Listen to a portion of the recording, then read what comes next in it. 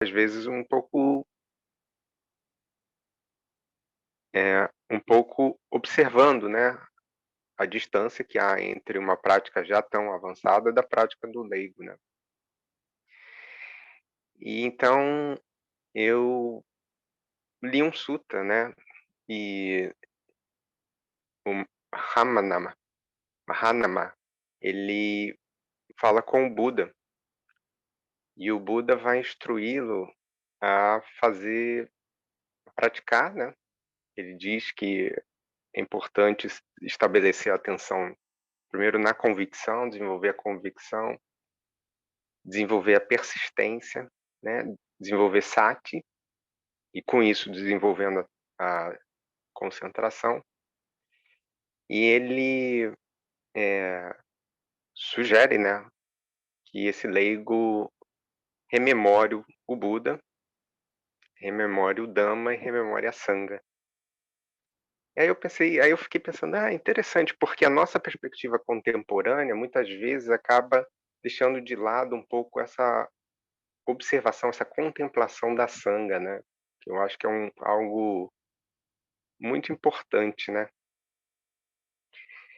E aí o Buda fala, né, da qualidade, né, do Buda, de ter chegado à verdade, de ter aberto o caminho, né.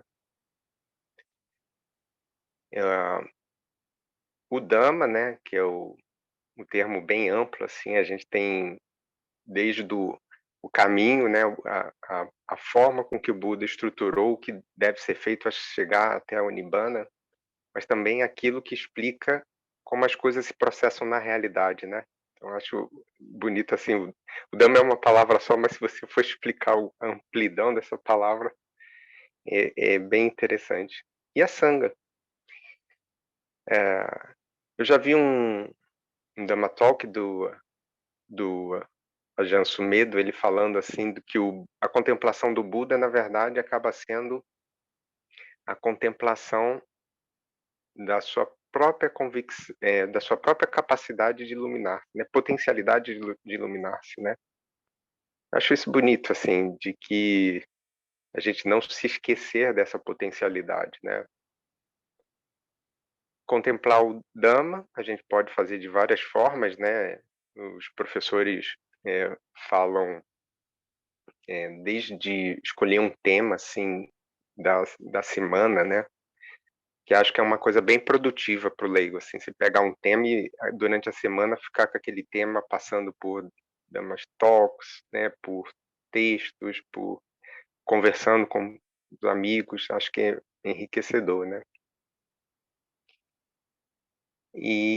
Mas a Sangha acaba sendo algo que a gente não fala muito da contemplação, e é algo que o Buda fala para o Mahanama.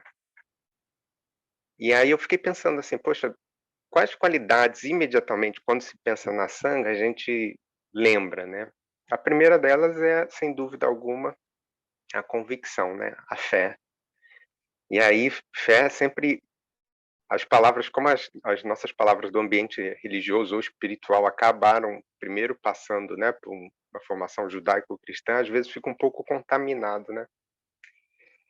E uma vez uma amiga estava me perguntando, assim, de outra prática budista, e o namorado dela tinha dificuldade de entender a fé no budismo, né, assim, uma outra via explicativa, e eu expliquei assim: "Olha, é mais ou menos como um maratonista, né, a gente vê a fé como você sabe o caminho, você tem a rota, um monte de gente já foi, e você tenta fazer a sua caminhada, né, o melhor possível, assim". Então acho que a fé acaba sendo como um pouco como um maratonista, ele vai treinando até que seja possível chegar, estar naqueles primeiros lugares. Lógico que para a gente não é os primeiros lugares, mas é conseguir chegar a esse espaço, né, ou essa dimensão, né, ou esse lugar, como disse um monge explicando, assim, em termos convencionais, né, que a gente chama nibbana, né, essa extinção desses desejos todos, né.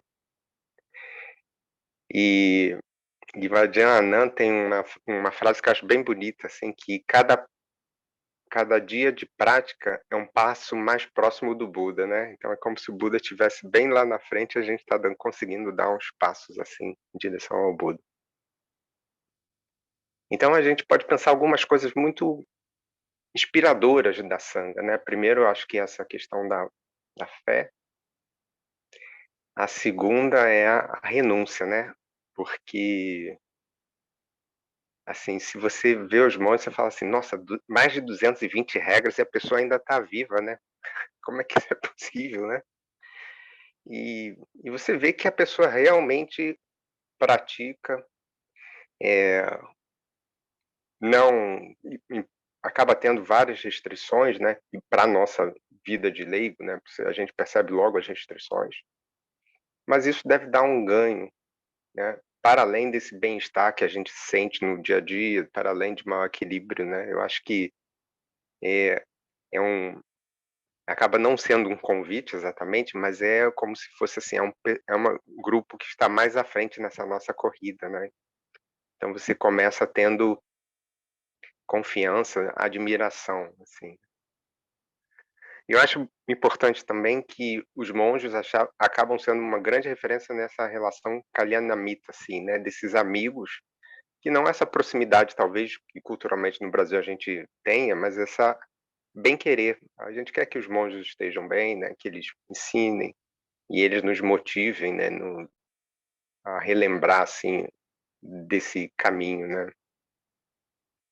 O Buda também, para os leigos, recomendava então também essas restrições, né, como muita gente nesse período, ou em período de retiro, faz oito preceitos, assim, né, então acaba tendo um pouco dessa experiência, assim, da restrição, né. Então nesse sutta, o Buda fala também para o Mahanama relembrar as próprias virtudes, né, que é algo que a gente às vezes não faz muito, né, mas eu acho que talvez seja um dos caminhos que mais enriqueça a nossa mente, assim, né, de quando você está naquele modo, assim, de mais para baixo, mais sem energia, né, e aí você relembra essas virtudes, né, "Não, eu estou tentando seguir esse caminho, eu estou cumprindo, os preceitos, eu estou tentando praticar, né, eu fui nessa e nessa ocasião generoso, não tive um olhar julgador nesse momento, naquele ou naquela outra circunstância." Então acho que isso é importante, né. E o Sutta termina falando da generosidade, né, de observar quando Mahanama foi generoso, né. E é interessante porque o Thanísaro, né, o Thanísaro Bhikkhu, ele sempre lembra que na Tailândia a entrada das pessoas na cultura budista é pela generosidade, né, a criança é levada com a família a estar com os monges para ofertar coisas, então desde pequeno você vai ofertando coisas, né. E é uma dimensão bem interessante, porque é muito palpável, acho que a gente no ocidente, às vezes até pelo tipo de formação cultural que nós temos, né, somos sempre exigidos mais intelectualmente, né, então a gente vai se aprofundando, estudando, se qualificando e por aí vai, né. Mas na Tailândia essa generosidade começa com a mãe, né, com a família oferecendo coisas, assim, acho que é algo bem bonito, né. Recentemente eu vi uma monja falando isso, que gostava de observar a cultura budista que se desenvolveu em países, em que o budismo essa cultura da generosidade está estabelecida, né. Então eu acho que há uma tendência talvez no ensino, né, do Dhamma no ocidente de quando pensar nessas virtudes, pensa mais em meta, né, em compaixão, mas que é algo muito importante, assim, de relembrar a sanga, né. E às vezes, um dos mecanismos muito, eh, ricos da gente aprender um pouco sobre a sanga são as biografias, né. Algumas delas estão disponíveis, né. Uma delas que eu acho fascinante é do Ajahn Mun, o Luang Por Mun, que é como que o refundador, aquele que mais popularizou no século XX essa vertente meditativa da tradição da floresta, dos monges, né. E ela é impressionante por vários aspectos. Primeiro, pelas suas capacidades, né, o Adyaman foi um monge que tinha capacidades, assim, interessantes, né. Tem um episódio, por exemplo, que os miquinhos vão vê-lo, né, vão observar aquela pessoa no meio da floresta, né, só que o Adyaman conseguia saber o que as pessoas estavam, quer dizer, saber o que os seres estavam pensando, né, então ele sabia o que os miquinhos estavam ali pensando, e ele sentiu uma compaixão tão grande, né, porque aquelas criaturas frágeis sentiam medo dele, né, e e que talvez seja um pouco, hã, claro, a gente tem essa convivência, essa vida humana estabelecida, as regras e tudo, mas a gente tem também esse medo, né, da morte, da fragilidade do corpo, da doença, né. E ele sentiu uma compaixão muito grande, assim. Aí tem uns pedaços muito bonitos como esse, mas às vezes o que chama atenção é que, vendo esses mestres, eles apostaram, às vezes sem saber para onde iriam, sabe.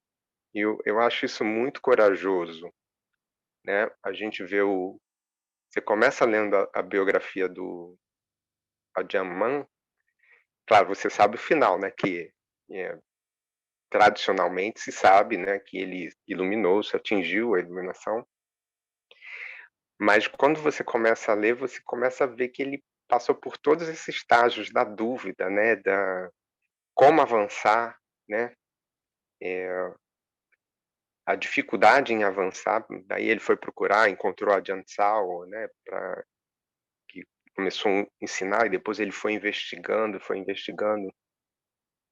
e também o avanço, como muitas das vezes demorava um certo período, assim, né, quer dizer, não foi uma coisa de filme ou de história em quadrinhos, não, foi uma coisa de muita luta, né, de muita persistência, assim.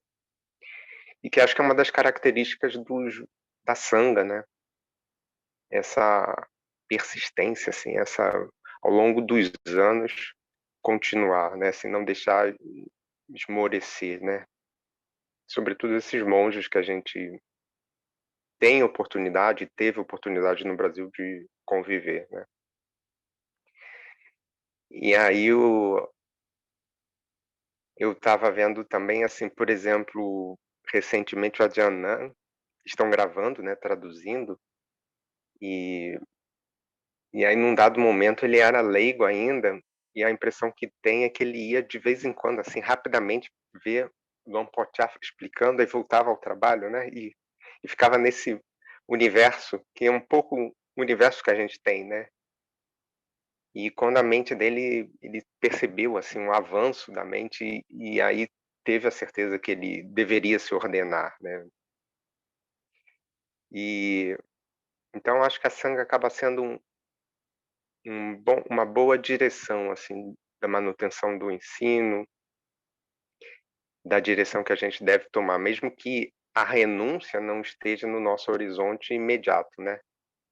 Mas o Buda sempre indicou a esses leigos, né, de praticar constantemente a renúncia, se retirarem, né, quer dizer, ir acostumando essa mente que a gente tem, eh, com esse espaço de abrir mão, né.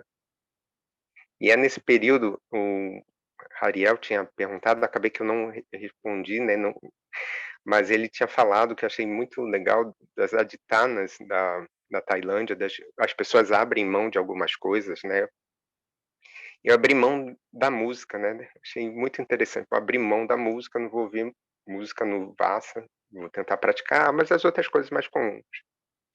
E o interessante é que a minha mente, quando começa, assim, tocar música em qualquer ambiente, já "Opa!", eu mesmo estou tranquilo, mas a mente já pula atrás da música, assim, como se fosse assim: "Ih, deixa eu prestar só atenção na letra", né, você vê que a luta, né, do leigo contra a dispersão é muito grande, né. E aí é interessante que nesse sutta, o Buda fala para Mahana contemplar o Buda, Dhamma, Sangha, mas o ambiente para ele contemplar essas coisas é quando ele estiver ocupado em família, trabalhando, quando ele estiver cheio de crianças, ele se lembrar disso, né. E aí eu fiquei pensando assim: "Caramba, o Buda já sabia que a vida do leigo era essa mesmo, cheio de barulho, você está aqui e de repente você é levado, né, para outro ambiente e aquilo que você estava fazendo desaparece". E aí é um jeito, uma estratégia, né, de manter esse contato, né, com o ensino, né, não perder. Porque é algo muito comum também quando a gente vê entre pessoas iniciantes, assim, chegando nos centros meditativos, uma das perguntas mais comuns é: "Como é que eu faço, né, se eu não tenho tempo eu medito, tá tudo bem, mas depois eu não consigo mais meditar". Então, assim, é como se o budismo desapareceu, né, a prática da pessoa acabou se perdendo, ficou só na meditação, né. E o Buda parece que vai dizendo, assim, nesse um jeito, uma estratégia de acabar com esse barulho que às vezes a gente fica fazendo, né, que são essas conversas, imaginárias, né, a gente: "Ah, se ele falar isso, eu vou falar aquilo ali. Ai, mas se ele falar desse jeito, eu vou falar essa coisa", né. A gente fica assim nesse universo hipotético, então ou às vezes preso em emoções, né. E tem um sutta também, ao mesmo leigo, que ele chega para o Buda e fala assim, que ele tá ótimo e tal, mas às vezes ele é acometido por um sentimento de raiva, um sentimento de cobiça, e aquilo demora para terminar, né, como é que ele faz? E eu achei, assim, bem humano, assim, nesse sentido, assim, da vida do leigo, né. E o Buda disse: "É porque você ainda não abriu mão do sentimento da cobiça, você não abriu mão ainda do você ainda está envolto, eh, na busca pelos prazeres sensoriais, né, na sensualidade nesse sentido, né". E aí o Buda faz um grande painel explicativo do que a gente chama de o Dhammaloka, né, esse ensinamento do mundo, né, o mundo nos ensina a beligerância, a conquista, né, o mundo nos ensina a fama, o esquecimento, a riqueza, a pobreza, tudo isso são fenômenos que estão no mundo, né. E o Buda, a partir da cobiça, vai fazendo um um grande painel, assim, do que são essas relações. Então ele começa falando, por exemplo, que se a pessoa trabalha, dá um duro, mas aí o seu trabalho não frutifica, aí a frustração surge, a pessoa: "Poxa, meu trabalho não é recompensado como deveria. Ah, eu sou tão triste e tudo". E aí a raiva e a cobiça aparecem na mente da pessoa, né. Qual é a raiz? A raiz é essa busca pelos prazeres sensoriais. Ah, mas se a pessoa é recompensada pelo que efetivamente faz, né, e aí desenvolve um bem-estar, um patrimônio, a pessoa já começa a se preocupar, né, fica assim: "Ai meu Deus, reis podem vir tomar, bandidos podem vir a tomar", né. No nosso caso, reis não é mais não está muito no horizonte, né, mas eu fico pensando assim, talvez imposto de renda, o golpe de pessoas, né, isso está mais no nosso horizonte, assim, e a pessoa fica preocupada, né, naturalmente preocupada, e o Buda já sabia disso, né. Aí a pessoa fica assim: "Ah, eu estou suscetível a isso e tal". E aí por cobiça as pessoas vão desenvolvendo reis brigam por reinos, rei contra rei, pais contra filhos. E aí o quadro é muito interessante, porque como a gente nasceu numa cultura ocidental, né, a gente sempre tem uma mania, assim, até acho que, assim, quem tiver um pouco da experiência, assim, das ciências humanas, né, meio escondido, mas um jeito, assim, de consertar a realidade, assim, no final é como se toda a realidade pudesse ser consertada, assim, né. E o Buda diz: "Não, esse parece que o que sustenta tudo isso nesse mundo é o desejo por essa gratificação sensorial, né". E aí o Buda é bem direto, assim, para o Mahanama e diz: você ainda não desistiu dessas coisas, porque se tivesse desistido, você iria se ordenar, né, quer dizer, você teria como força para se ordenar, né. E e aí é bem interessante, né, porque uma coisa que me chama a atenção, é sugerido nos comentários, é que esse leigo ele era um Sotapanna. Infelizmente, no Cânone Pali, para as nossas exigências atuais, né, a gente gostaria talvez que tivesse assim: "Ah, esse é o primeiro suta, esse vem depois", né, mas a gente tem, na verdade, um grande mosaico da vida da pessoa, né. Então um suta maior explica uma parte, um suta menor. A gente sabe que ele é pelo cânone, ele é primo do Buda, né, mas tem um outro que é muito interessante, que ele diz para o Buda que depois que ele encontrou, né, sai da onde está o Buda, geralmente as cenas se passam toda em Kapilavastu, porque ele é um Sakya também, né. E aí ele sai todo contente, né, porque viu os monges, falou, conversou, né, ofertou coisas ao monge.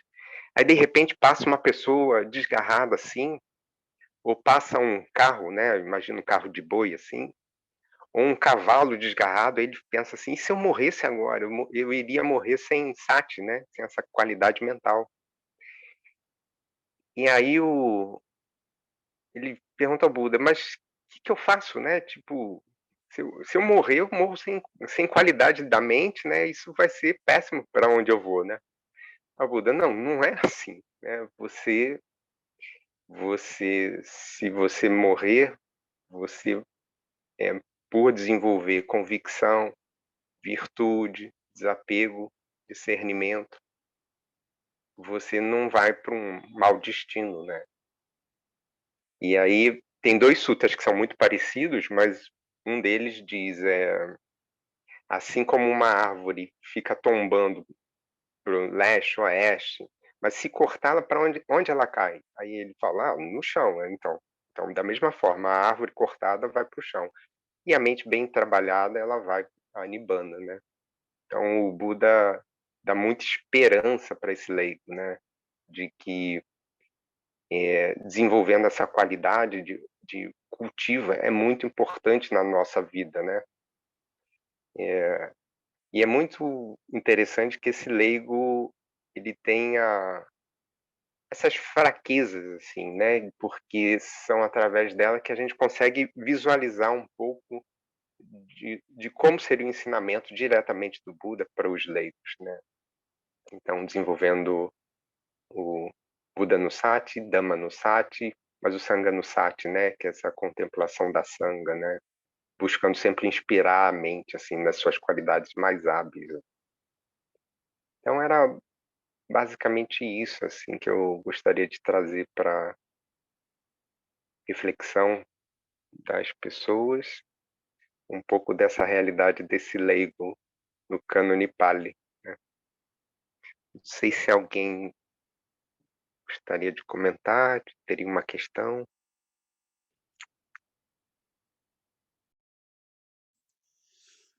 Tem algum daqueles lá no Majjhima Nikaya, Uttara Nikaya, tem algum deles que fala mais sobre a questão do Sangha ou é também distribuído em todos os livros, vamos dizer assim? Tem algum mais assim que fala exatamente? Eu não estudei muito ainda sobre isso, né, sobre o Sangha, e eu gostaria de saber se você se lembra. Mas se não lembrar, não tem problema. Não, em geral, os assuntos eles são, bem divididos no cânone Pali, né. Então, às vezes você tem por exemplo, esse do Majjhima Nikaya, que é maior, eh, ele passa primeiro falando sobre a questão da convicção, da persistência, e aí ele fala dessas contemplações, né, e ele fala, dessa contemplação da sanga, né, e que é algo importante, né.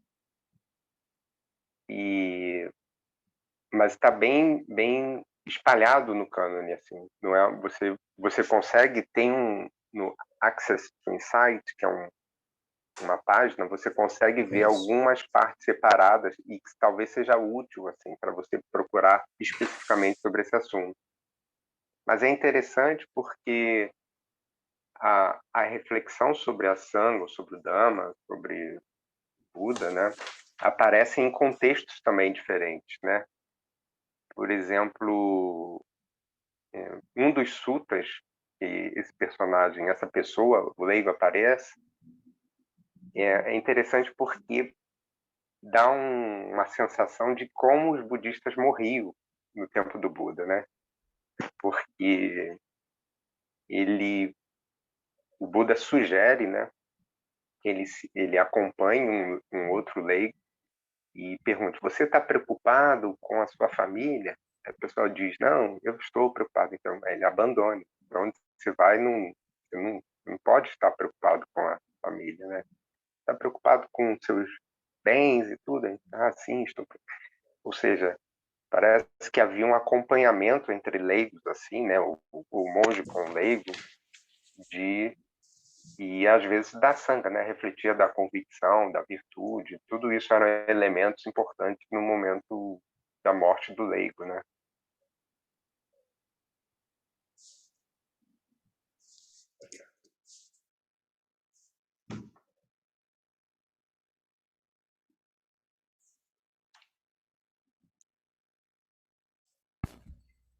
Só. Alô, estão me ouvindo? Só complementando um detalhezinho, Edmir, no Samyutta Nikaya geralmente tem os capítulos organizados por assunto. É o único dos cânones que é dividido por assunto. Então, por exemplo, no Samyutta Nikaya você vai achar um capítulo sobre os Bojjhangas, um capítulo sobre os obstáculos, um capítulo sobre as 6 disso, número é no Anguttara, né? Mas assim, um capítulo sobre assuntos geralmente tem no Samyutta, então é bom procurar por lá, se você está procurando um assunto específico, ou que tem uma de mais organizado. Obrigado.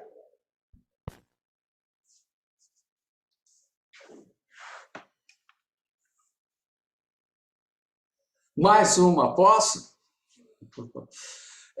Com relação às pessoas, porque a gente no budismo a gente começa a ficar um pouco diferente, né? Não vai muito a festas, não quer muita aglomeração, fica meio isolado, as pessoas ficam, mas essa pessoa, eu sei que você está há bastante tempo, Antônio, então, como é que você está conseguindo fazer a gestão disso, né? Porque a gente começa a se afastar do mundo, né? Por nossas convicções, por nossa crença, por nossa prática. E aí as pessoas estranham, né, e tal, ficam assim, mas esse cara aí é meio estranho, esse professor, essa pessoa aí. Como é que você está conseguindo administrar essa interação entre você, falando do Antônio Dutra, e o mundo com relação ao budismo, que as pessoas acham muito, né? Não, mas você não vai na festa? Não vou. Você não quer o último lançamento? Não, não quero. Você não quer o jogo? Não quero. E aí a gente vai abrindo mão disso e renunciando, e você renunciando a isso, as pessoas começam a estranhar muito, porque você não é mais do grupo do mundo, vamos dizer assim, do mundo no geral. Me fala um pouco disso, se possível.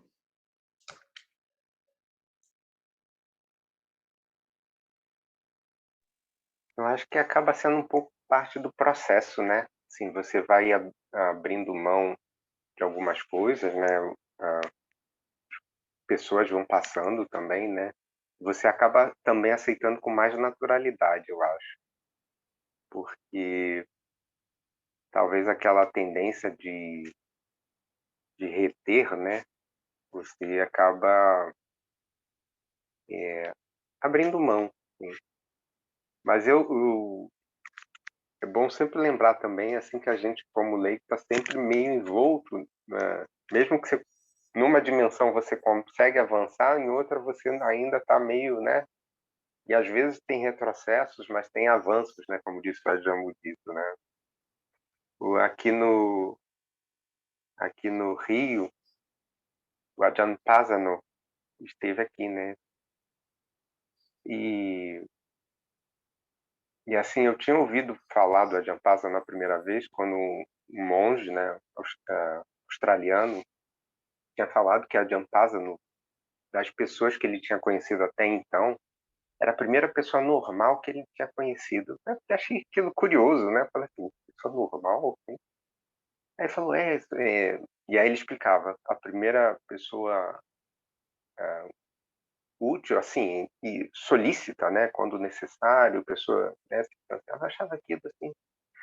Mas quando você vê, é, assim, pessoa, uma pessoa simples, né? E quando eu explico o Dhamma, parece uma montanha, né? E ele... Aí, e uma das perguntas que fizeram a ele, né? E aí eu tinha entendido, né, esse contexto, assim, por que que era uma pessoa normal? Porque era uma pessoa que tá um ambiente para falar, ele fala, quando ele está no ambiente para ficar quieto, assim, não tem o que dizer, ele fica quieto, assim. E aí aqui no Rio alguém perguntou o que fazer, né, quando não tivesse vontade de meditar, né, quando vinha aqueles momentos difíceis e tudo. E o Ajahn Pausando disse que, de fato, assim, há momentos de maior engajamento na prática, mas há momentos realmente difíceis, mas que você tem que continuar. Mas o fundamental era não assumir uma identidade. Eu achei isso uma identidade com a dificuldade, né? Você assumiu essa identidade, né?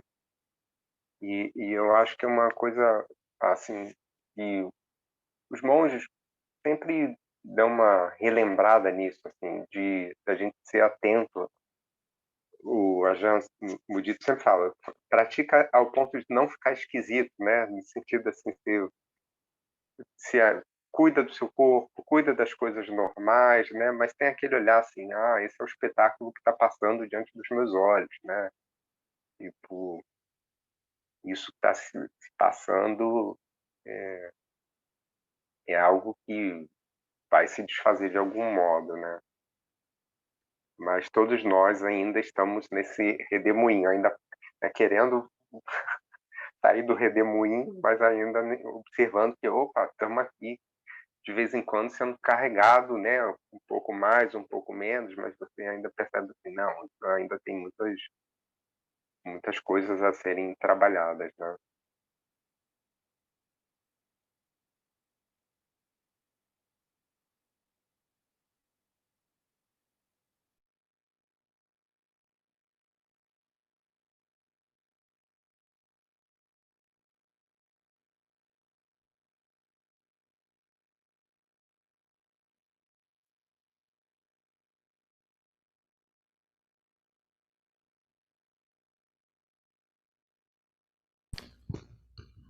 Alguém mais?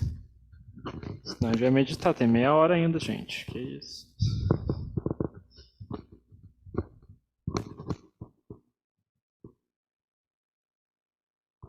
Então eu vou fazer pergunta, então. Assim, o que você considera como ponto mais importante, assim? Qual o ensinamento que te foi mais útil, assim, na sua prática, assim? Em uma frase, assim, né? Tipo, ou a forma resumida, né? Tipo, foi mais útil, assim, né? Tipo, qual o ponto, assim, né? Foi mais útil na sua prática, que você sente, assim, nesse período? É engraçado, assim, que talvez, assim, parece não respondendo, mas é um pouco para chegar a isso. Tá?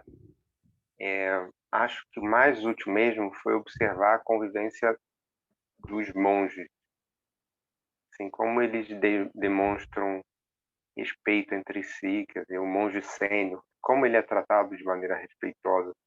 Nada é dito, assim, sabe? Não é uma coisa assim, porque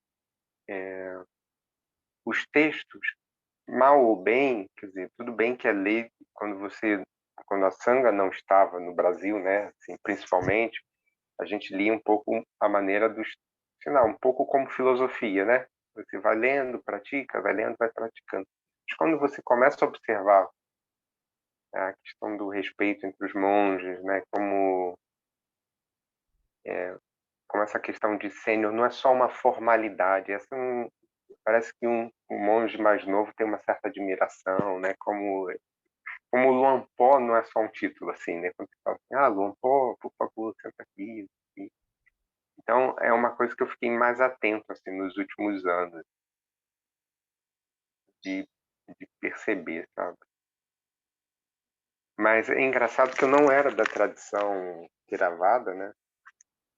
E aí eu tinha uma dificuldade de entender um pouco essa questão entre o Mahayana e o Theravada, né? De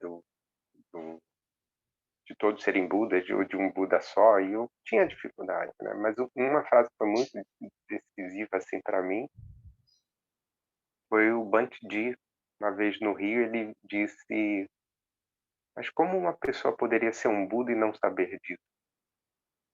E aquilo para mim foi assim, uma virada, assim, falei, caramba! Sabe assim, né? Falei, nossa, o que... Iluminado, mas não enxerga a si mesmo, né? Tipo, falei, caramba, como é que é? Caramba, isso aí é um...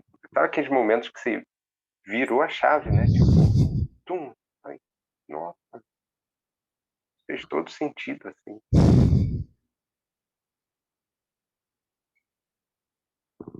Então... Sim, essa coisa da sanga também é tipo... É que falo, na minha prática também eu vi o valor disso, assim, né? Tipo, a questão de... Porque essa coisa da senioridade também, né, da hierarquia, né? Você vê a utilidade daquilo. Você vê que, tipo... simplifica as coisas, né? Tudo torna tudo mais simples, né? Tipo... É uma convenção que simplifica as coisas e resolve problemas, né? E também tem essa coisa de, tipo... Como é que chama? É um baita tapa no ego, né? Porque você chega no mosteiro e você, tipo, pode ter estudado budismo sei lá quantos anos, você vai lá. Você começa a vestir branco, você vira Nagarika, né? Tipo, o povo começa a gritar: Anagarika, cata o lixo, Anagarika, fecha a porta, Anagarika, vem ajudar com isso, Anagarika, vem ajudar com isso. Tipo, você se sente um escravo, né? Então, assim, ser o último da fila é uma boa prática, né? Tipo, é o grande teste de fogo de qualquer candidato à ordenação, né? Ou a pessoa põe o ego no chão, ou a pessoa não serve. E assim, muita gente não serve. Então, assim... E essa prática de pôr o ego no chão, né? Assim, eu vejo o valor dela como... Porque assim, essa coisa de você não... Como é que chama? Da xícara, né?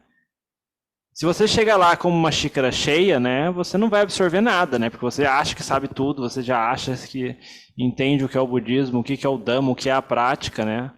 Mas não, a primeira coisa que eles fazem é virar a sua xícara no bueiro, né? Tipo, joga tudo fora, vamos começar de novo. Que é o que o Ajahn Mun fez com o Luntha Mahaboa, que essa tradição fez com todo mundo, né? Ninguém escapou disso, né? Todos os alunos dessa tradição tiveram que fazer a mesma coisa, né? Chegava gente de ideias... Pegava o mestre, virava da nossa cabeça dentro da lata de lixo e falava, vamos começar de novo. Então, essa coisa assim, essa humildade que você tem que cultivar, né? De ouvir quem praticou antes, né?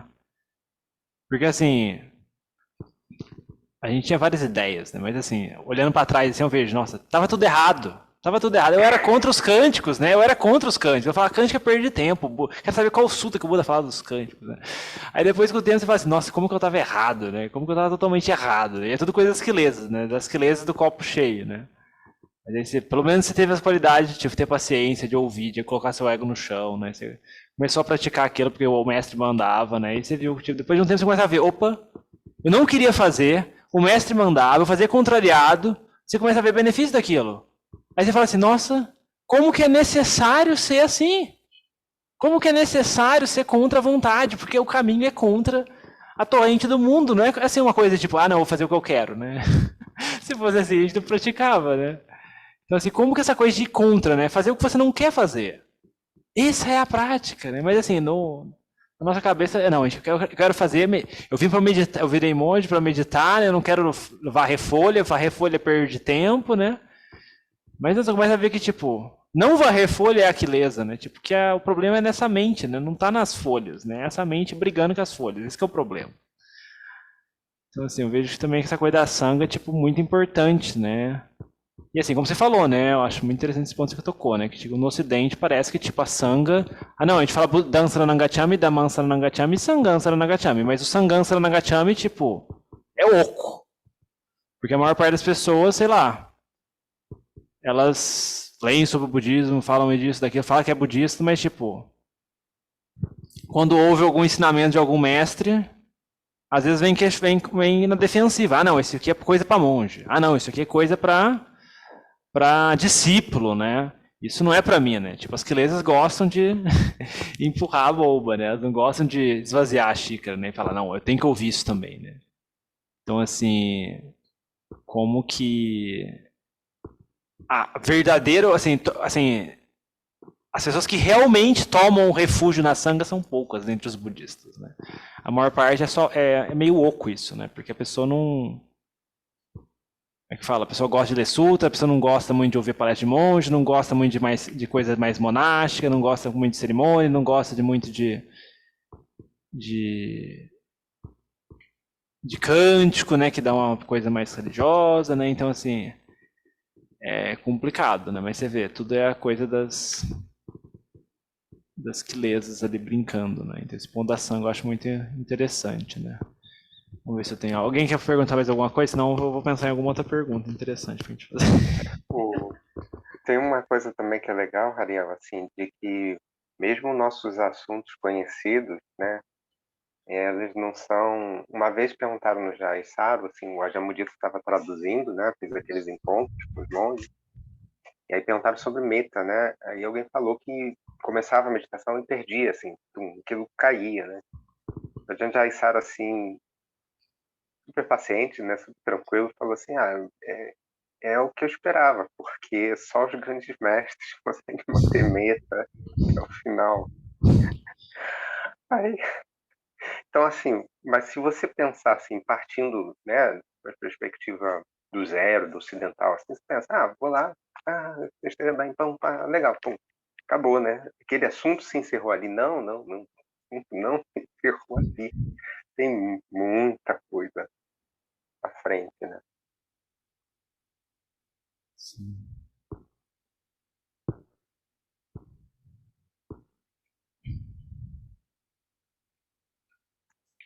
Eu noto muito no Sangha aí as pessoas, porque isso é só para monge, eu ainda não cheguei lá. Eu vejo as pessoas meio desesperançadas e eu acho que elas não praticam direito, sabe? Não sei a sua visão disso, eu gostaria de saber, mas as pessoas, não, mas isso aí é só para quem? Parece-me que quem vai para a Tailândia e fica no mosteiro vai vir, né? Já vai vir perto do Nibbana. E a gente sabe que não é isso, mas eu acho que quem não vai para o mosteiro e não pratica, ou está lendo coisa errada, ou não, né? Ou não está ouvindo como deve ser ouvido, para chegar nisso. Eu perguntei do sangue porque eu desanimei bastante, assim. Não das pessoas, não é isso. Mas as pessoas, assim, muito.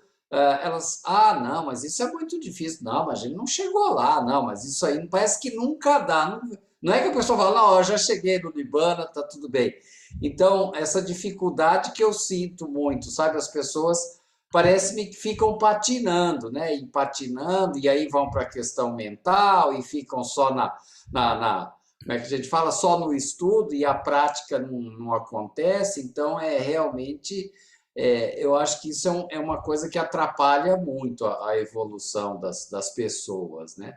Eu vejo muito isso, as pessoas bastante.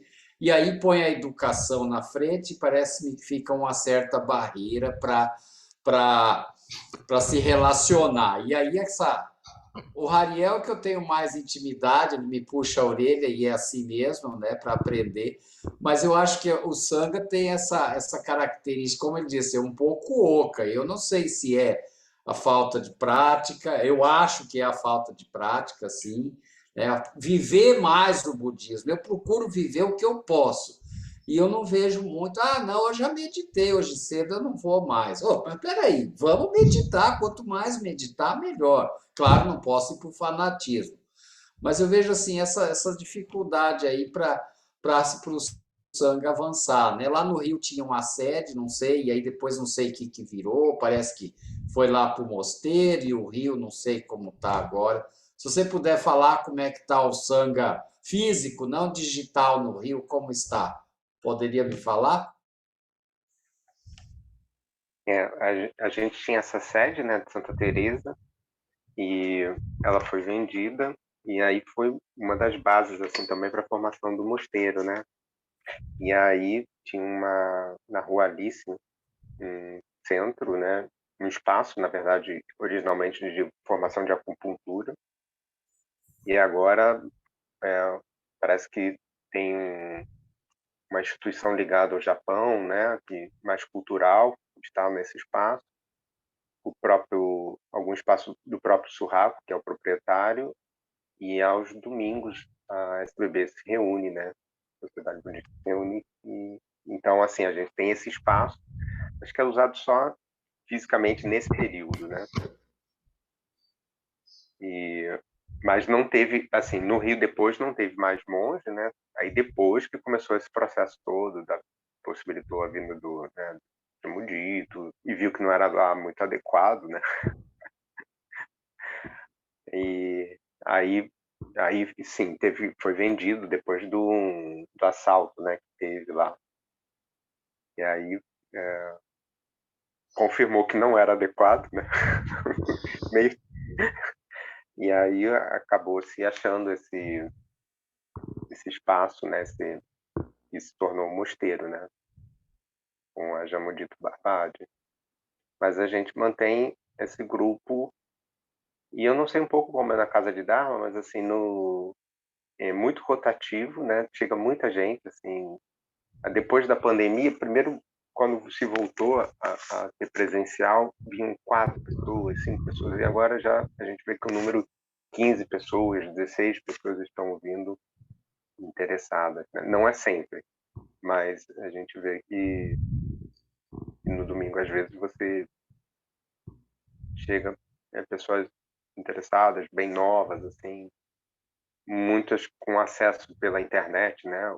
Ou seja, pelo budismo em geral, mas também pelas palestras do Ajahn né?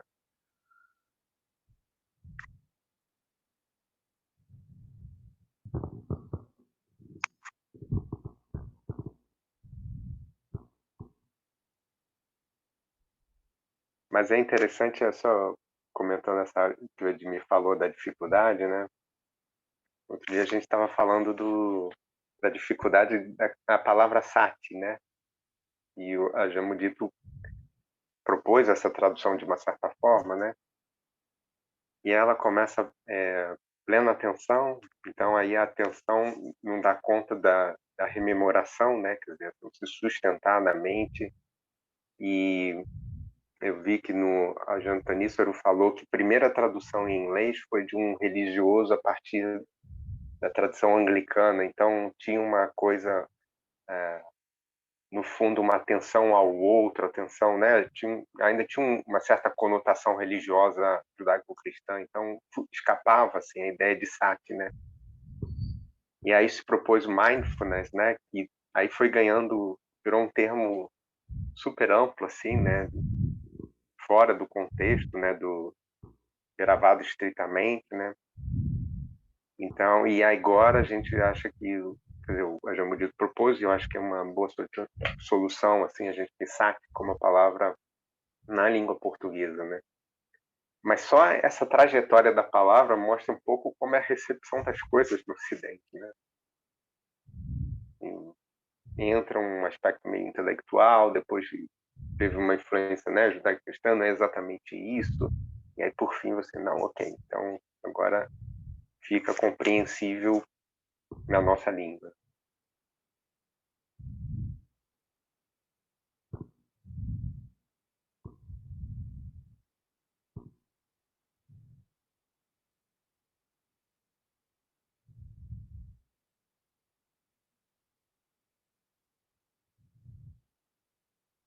Tem mais alguns minutinhos, se alguém quiser perguntar mais alguma coisa, senão eu vou perguntar.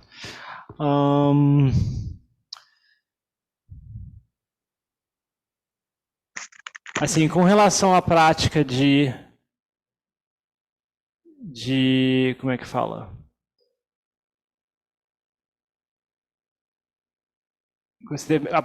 Voltando a esse ponto de envolvimento com a sanga, né?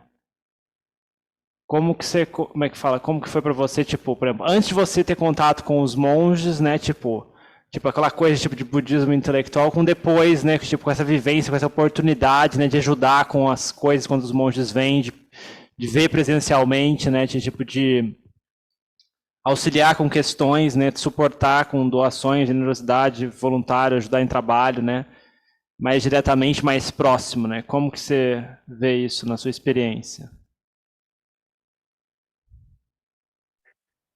É talvez aquela sensação de quando você sai do retiro e quando você entra no retiro, assim, sabe? Quando você sai do retiro, você vai e fala assim, ah, não. Fala assim, vai voltar tudo de novo, né? Tipo, eu acho que ficou compreensível para mim, como no Sutta, quando o Mahanama fala que vê o monge, né? Vê os monges, conversa com o Buda, com isso aqui, e volta com aquela mente que parece toda hábil, assim, né? Eu acho que a convivência com a Sangha consegue despertar, assim, essa rememoração das suas qualidades, sabe? Que não são nada espetaculares, assim, não estou querendo dizer, mas é aquela coisa do... outro dia eu estava conversando com outro praticante aqui do Rio, e ele estava falando que foi com uma pessoa ao supermercado e os dois sempre ficavam brigando, assim, né? E aí ele estava praticando. E aí, num dado momento, a pessoa deu aquela deixa, né? Como no teatro se fala aquela deixa, né? E aí ele percebeu, opa, isso aí é a provocação. Só porque ele estava praticando, ele se distanciou, né? Recuou e falou assim, não, tudo bem. A pessoa esperava tudo, menos o tudo bem, né? Então a pessoa ficou assim, mas o que houve, né? Tipo, não, não, tá tudo bem, né? Pode... Ah, é isso? Tá, não, a gente leva, a gente compra, faz Deixa a isso. pessoa ter razão, né? Como diria o Adjamudita. Dito. Eu acho que o barbeiro tinha. O ensinamento do barbeiro do Adjamudita. Eu acho que uma coisa assim que o Adjamudita contou quando ele estava em São Paulo aqui, antes, quando era leigo, né? Tinha esse barbeiro, né? Que ele gostava de ir lá para conversar com esse barbeiro. Ele era leigo, né? E aí, tipo, acho que ele falou uma coisa assim, como é que fala? As pessoas gostam de ter razão, mas não gostam de dar razão ao outro, né? Tipo, alguma coisa desse sentido, né? Tipo, não, a pessoa quer discutir, não, então você tem razão, você tem razão. Aí você, pronto, a pessoa não tá esperando isso, né? A pessoa quer discutir, quer brigar, mas dar razão pro outro ninguém quer dar, né? Tipo, deixa o outro estar certo, ué, você não pode abrir mão. Pegou no contrapé, né, da pessoa, assim, né? Tipo, Você não vai reagir, você não tem nada pra falar, né? Você não tem nada pra falar. é. Não, e é engraçado, assim, porque quando... aí eu estava falando para ele, e o que é interessante da prática do Dhamma, com essa convivência assim, dos monges, ampliando, né? Porque eu acho que é muito fácil você equalizar a prática só com meditação, né? Mas quando você começa a ver que não é só isso, e aí você começa a ter um olhar assim, mais momentos de mais presença mental, assim, né? E aí eu me lembro que uma vez teve uma jovem que estava falando assim, reclamando. Ela comentou que não sei em quanto tempo ela ia casar. Ah, que legal, que bacana, que bom. Tal. E aí ela depois passou uma semana ou duas e eu me lembrei da história. E eu fui e falei, e aí, vai casar? Ah, eu nem te conto. Aí ficou assim com aquela expressão fechada, né? Ele me traiu. Aí eu falei, é mesmo? É, ele me traiu. Assim, mas assim, não. Ela, não, mas ele tem vergonha. Aí eu fui falando tudo. Eu falei assim, mas olha só, se isso aconteceu agora, poderia ter acontecido depois. Te livrou de um problema. Aí ela ficou assim, assim, isso. Aí eu falo assim, e se aconteceu, você ainda estão juntos? Ela, não. Assim, então o problema não existe mais. Ah, professor.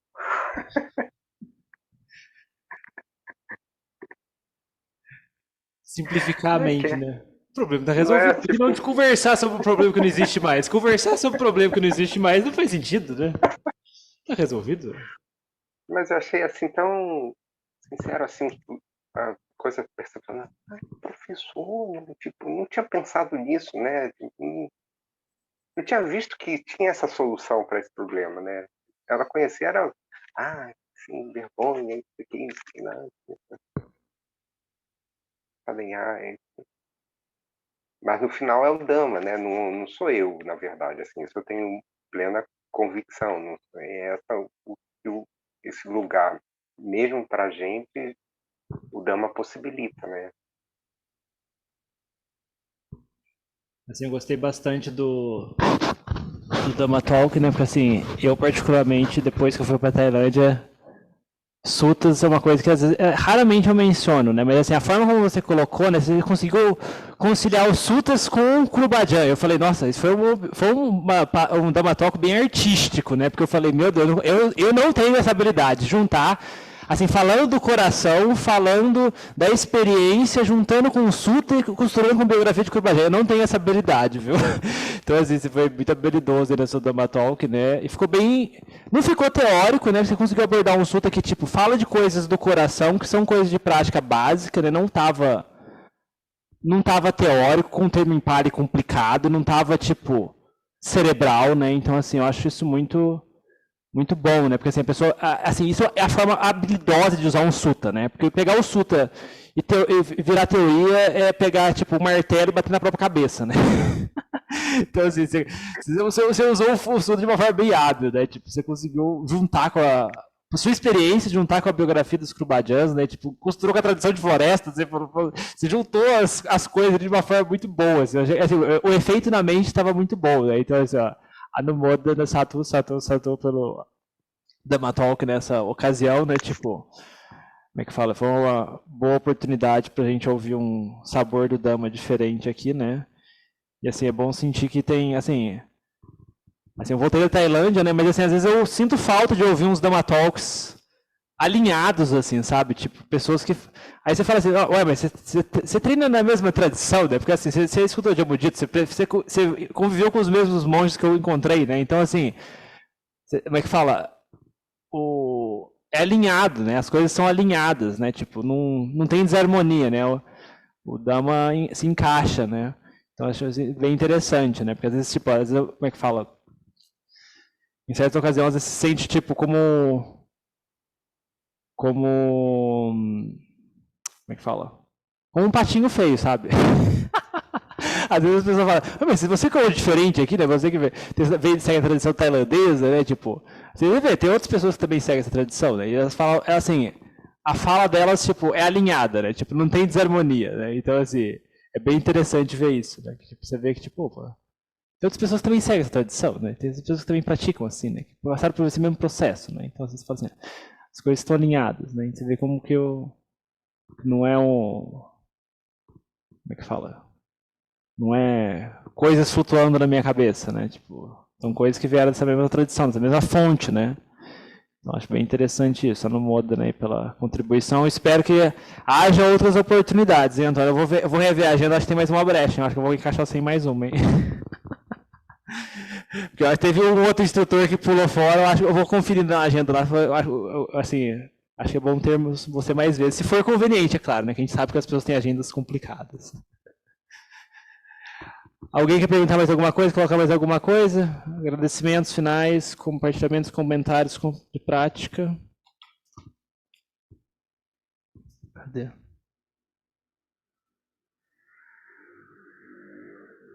Lúcia, você fala pra gente. Você que é a tradutora oficial da Ajahn Jayasaro, diga-nos, como foi a experiência hoje? Foi muito bom. Obrigada, Antônio. Muito bacana mesmo. E a energia do grupo é muito boa, né? E uma coisa, eu nunca consigo fazer uma prática de meta assim, sozinha. Eu consegui bem bacana com a sua ajuda, com a ajuda de todos aqui presentes. Que bom, que bom, que bom. Então é isso, pessoal. 9 horas. O próximo post está Espera aí, vamos verificar aqui, já que é a turma dos opostos, deixa eu ver aqui que dia que é. Sexta-feira. É na sexta, dia 20 quantos? 6. Pera, deixa eu verificar aqui, vamos verificar aqui, senão de oposto dá problema. Ontem uma pessoa perdida perguntando. Dia 26, sexta-feira, lua nova, com quem que é? Alguém tá com... Deixa eu ver no site. Achei comigo? Comigo? Eu tô dizendo que cada semana que vem, não. Deixa eu ver aqui. Cadê? Quem que é? A semana passada era comigo, mas eu tava substituindo outra pessoa, né? Não era pra ser comigo. Deixa eu ver aqui quem que vai dar. Senão eu vou passar a batata quente pra alguém. Não quero ficar falando demais. Quero dar oportunidade para outras pessoas aparecerem. É comigo, mas eu vou ver se eu encaixo outra pessoa. Vamos ver. Vou ver o conflito do 18 horário. horas, né? 18 horas. Isso, 18 horas, assim, os opostos são sempre 18 às 21 horas, isso não vai mudar. Agora, o grupo de segunda-feira é outros 500, o grupo de segunda-feira é 7 às 9, certo? Então é isso, pessoal, boa prática a todos, Anumodana pelas virmos aqui, praticarmos juntos e continuamos no caminho. Sadhu, sadhu, sadhu.